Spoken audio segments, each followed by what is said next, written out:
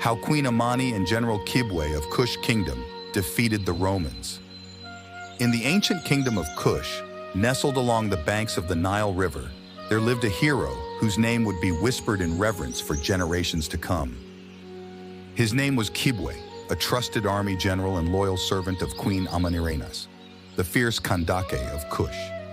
But unlike other warriors of his time, Kibwe possessed 5 characteristics that made him appear peculiar, even eccentric on the battlefield. Kibwe was unlike any other warrior in the kingdom of Kush. Tall and proud, he stood on the banks of the Nile River, his armor adorned with intricate symbols of ancient Kushite culture. But it was not just his appearance that set him apart. It was his love for his beloved Kush Kingdom that made Queen Amanirenas love him.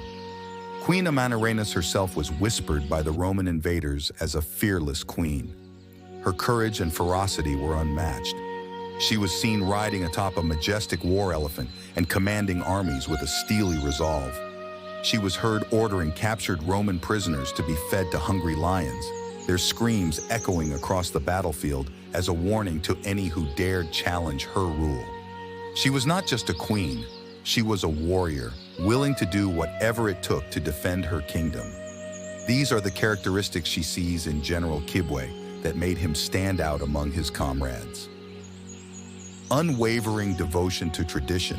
Despite the changing times, Kibwe remained steadfastly devoted to the traditions of his ancestors. He insisted on wearing armor and wielding weapons that were replicas of those used by ancient Kushite warriors, even if they were deemed outdated by his contemporaries. Kibwe was a firm believer in the ancient prophecies passed down through generations. He often consulted with Kushite priests and oracles before embarking on a military campaign, seeking guidance from the spirits of his ancestors.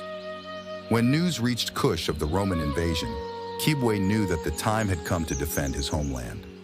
With Queen Amanirenas at his side, he rallied his troops and led them into battle against the mighty Roman army. Amid the chaos, Kibwe found himself locked in single combat with a formidable Roman centurion. Their swords clashed with a deafening clang, each blow striking sparks of fire as they fought fiercely for supremacy on the battlefield. As the battle raged on, Kibwe felt the ancient spirits of Kush stirring within him. With a primal roar, he unleashed a powerful surge of energy that sent shockwaves rippling through the Roman ranks.